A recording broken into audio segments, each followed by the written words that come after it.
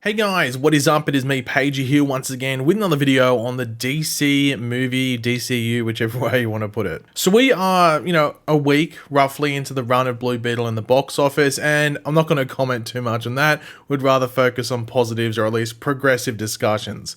But more is being revealed about certain aspects and elements of the film that do open interest to a rewatch, for certain people, or just open certain eyes when it comes to the future of the character. Of course, James Gunn has said on multiple occasions that Jaime Reyes as Blue Beetle will be a part of his DC universe going forward, but the film itself of Blue Beetle is not set in his DCU.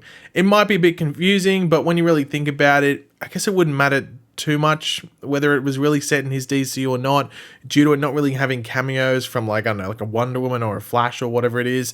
But maybe that's just so they can officially say that Superman Legacy is the first DCU film and not Blue Beetle. I think it's just down to like little semantics like that. It's not that deep. But speaking of cameos, what a segue, there was a pretty big cameo in Blue Beetle that didn't involve a specific person, but a wider group, and that was Green Lantern. And I did see people here and there questioning if that was like who they thought it was, but nothing major was said up until now, and this is when the director confirmed people's speculation. Now, disclaimer, and I've said this in some previous videos, I haven't seen the full movie yet, just the movie itself yet, because, well, it's not out here for another 3 weeks or so in Australia. But I did see the clip on Twitter that people are referencing that does confirm this, so I can put a screenshot of what is being referenced, so at least you are seeing what I saw. But to get into the details of it all, in the intro of the film, whilst the Scarab is traveling through the cosmos, if you want to put it, on its way to Earth, we see it collide with this big streak or ball of green energy, which sort of knocks it in a different direction, with it then later ending up on Earth.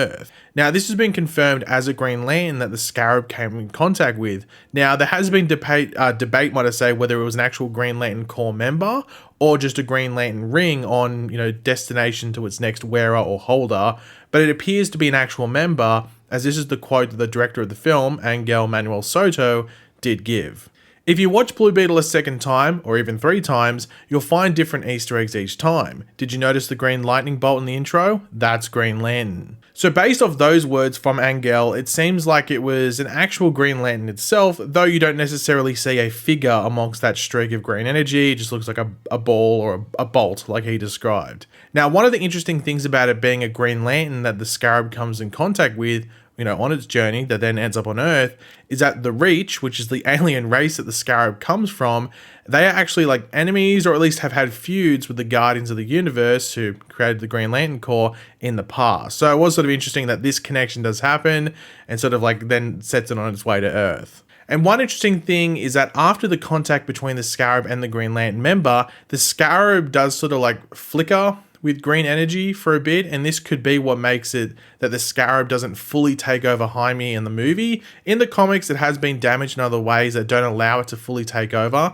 and just be like symbiotic, like Venom, for example, which is what happens in the Blue Beetle film. Sure, it has a mind of its own, it can do things, and like Jaime can say like, oh, you take control, like it does in the comics, but Jaime can control it as well. It's a very like mutual relationship. It's not like a parasite or something taking over. So this contact with the Green Lantern could be what alters the Scarab and doesn't give it full control over the person it does come in contact with, which of course is Jaime in the film. Now, I did see some people say that maybe the Green Lantern contact in this, opening portion of the movie might have made it able, or made the Scarab able, to do constructs that Jamie does in the film, like that big sword and stuff like that. But from memory, there are constructs the suit can make in the comics as well, but maybe the film does larger scale ones that go beyond what happens in the comics.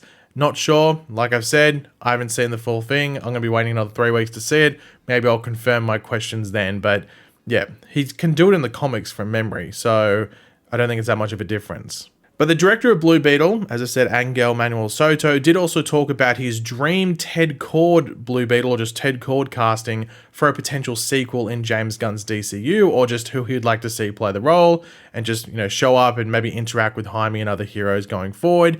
And he gave one that many have suggested as well, and I think this might have even been rumored like last year or the year before, whenever they were filming the film. It just seems like I remember seeing it out there, and that this person was maybe attached to the film, and that is Jason Sudeikis, Ted Lasso himself. And I think that would be awesome. I think Jason would fit the role pretty well. And if you also picked a very good Booster Gold, one that Jason could go back and forth with, as both Booster and Ted, I think that'd be great. So I am co-signing that casting choice. Maybe depending on the Booster Gold casting, just because you could do Booster and Jaime, but I think Booster and Ted, at least in regards to like the main Booster and Blue Beetle or Booster Gold Blue Beetle sort of friendship, that would be the main one you go for. So it probably depends who you cast as Booster Gold in regards to whether Jason Sudeikis would work well with him. But I do like that casting choice. I'm not going to deny that. But a lot of people are wondering just what the future of the Blue Beetle character is in James Gunn's DCU or DC Universe going forward. Like the Jaime Reyes version specifically, that's what people are wondering. And I think this is mainly due to the poor box office returns, poorly performing things in the box office and even on TV and just in general. Usually don't get sequels or, usually don't continue at least that specific property. The character itself might, but you're not going to get that specific thing going forward or getting a sequel or whatever it is. And I think we could see him sooner than we think. I don't think they're going to put him on the bench, on the reserves for a bit. I think we might see him pretty soon. And it wouldn't shock me if we see him in Superman Legacy. And I could see Blue Beetle slotting in somewhere within this movie as well. Not necessarily alongside Green Lantern, Hawkgirl, and co., but just somewhere else in the film. Even if it's just for like a scene or two, but not necessarily just showing up as like a cameo, like, hey, I'm here, but actually sort of like playing more of a role and like actually like building up the world that James Gunn is creating and saying that this guy's a part of it. Kingdom Come appears to me, it could be an influence on part of this story. And Blue Beetle is in Kingdom Come, that story in the comics, as a part of like the newer heroes in the world.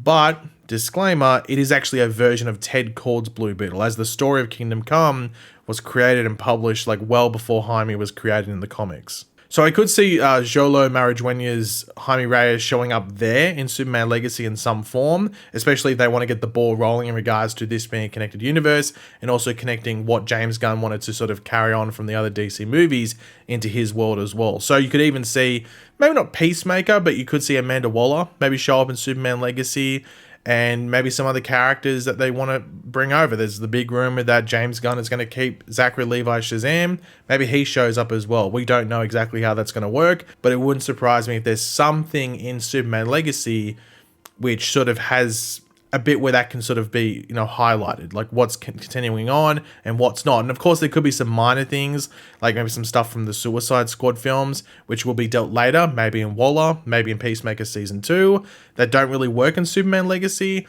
But I would be shocked if James Gunn didn't use Superman Legacy as an opportunity, at least, to connect some of the dots from what came before. Like, even if it's just to establish these characters, or specifically one character like Blue Beetle in this new world, and then maybe also highlighting any minor changes that will be made going from, in the case of Blue Beetle, his solo film, but also with other characters, the previous DCU, into this new world, like new suits. Maybe, with Shazam, maybe it's just him. There's no Shazam family. He's the only one that has powers. Whatever it might be, that could be highlighted. But in regards to the DCU timeline, though some people are trying to say that Blue Beetle, like the actual film is in the DCU, though James Gunn has said the movie itself is not, he did give a minor timeline announcement, though I think most people thought this would be the case anyway. But, someone asked and James answered. So someone asked, will the DCU have a chronology posted somewhere that fans can access? And I did think this was a bit of a weird question, as nothing has come out yet. It makes sense, like, once 5 or so things have actually come out. But maybe they were asking in the sense of, like, things that are carrying on from the DCU and maybe, like, a new timeline associated with those ones. Maybe that's what the person was asking, but that's not what James included in his response, because this is what he said in reply. Yes, here. 1. Creature Commandos. 2. Superman Legacy. Nothing else is finished being written yet and won't be until after the strike. Now, I don't know if this is a bit of a smart-ass reply from James Gunn. It could be, maybe, I'm not sure. But this shouldn't be that surprising, like this answer that he's giving here. Creature Commandos, I think, is finished all its recording and writing. So that should be on track to hit its release date, which we all know, which we know roughly, maybe we all know, maybe we don't, is in the first half of next year. And Superman Legacy will be his first film in the new DCU, and that's set to start filming in the first half of next year and set for a mid-2025 release. But one project I noticed he did not mention, which we assume would be out before Superman Legacy, is Waller, which is serving almost as like Peacemaker season 1.5 and continuing on the story from season 1. However, I can understand why he would not mention it, and he sort of answers why that would be the case in his answer there without referencing Waller, because it isn't done in the writing stage. I think someone attached to the Watchmen series from HBO was showrunning Waller, but the writer's strike did happen, or start, might I say, almost 4 months ago. So it might be halfway or 2/3 done, but not finished and can't keep writing until the strike is over. So he probably didn't want to lock it in and, slot in the timeline there, because maybe due to the delays with the writing, like Waller might not be out by the end of 2024 and might actually be held off until maybe after Superman Legacy, just depending on certain things. So that is a wait and see. Who knows? Of course, we know the Batman movie in Gunn's DCU has a director, that being Andy Muschietti from The Flash, but that was announced after the writer's strike has started. So there's no writer or writers that are attached, at least publicly, to that project. So that will that will have to wait to be announced until after the strike ends. And I'm assuming once the strike does end, at least on the writer's side, I don't know if you get necessarily projects announced. There might be 1 or 2 that Gunn might announce, but he could just wait until Comic-Con next year at this point. But he might try and confirm writers for something like the Batman film, or Batman Brave and the Bold, might I say, the Booster Gold show, Swamp Thing, the Green Lantern show, because the only thing that's really been announced so far that's had some sort of balls rolling with it are Creature Commanders and Superman Legacy. And that's why those are the only 2 things that he bothered announcing in the timeline, because at least he knows roughly that they're going to be coming out on the dates that he's setting. But yeah, guys, thanks for watching. Hopefully you enjoyed the video. If you did, it'd be awesome. You could drop a like on it, show your support. Let me know in the comments section down below your various thoughts on this. Did you notice the Green Lantern thing in Blue Beetle? Did you completely skip your head? Or did you just not watch Blue Beetle? I don't know. Will that make you go and watch it? I'm not too sure. And what are your general thoughts on the other stuff we went over in this video? Always curious to hear what you guys are thinking. And of course, if you are new to the channel, make sure to subscribe, and I'll catch you guys later. Goodbye.